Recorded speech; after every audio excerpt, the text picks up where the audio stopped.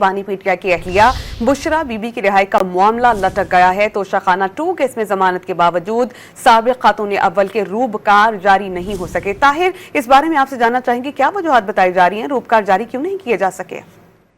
جی دیکھیں، آج بشرا be be کی 10 لاکھ روپے مچلقوں کے عوض جو ضمانت اسلام آباد ہائی کورٹ نے منظور کی تھی، اس کے بعد روبکار کا جو سلسلہ تھا، بشرا بی بی کی روبکار ابھی تک جاری نہ ہو سکی اور معاملہ ایک دفعہ پھر لٹک گیا ہے۔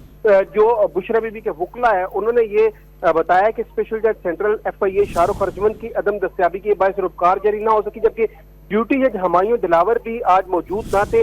PTI کے وکلا مچلقے لیے ایک عدالت سے دوسری عدالت چکر لگاتے رہے، تاہم عدالتی وقت ختم ہو گیا ہے۔ اس کے علاوہ جو PTI کے وکلا تھے، انہوں نے ایڈمنسٹریٹو جج رجا جواد عباس کے پاس بھی گئے۔ ایڈمنسٹریٹو جج رجا جواد عباس پہلے ہی اپنا کمرہ عدالت سے روانہ ہو چکے تھے، جبکہ اس کے بعد سیشن جج ڈیسک کی عدالت میں گئے۔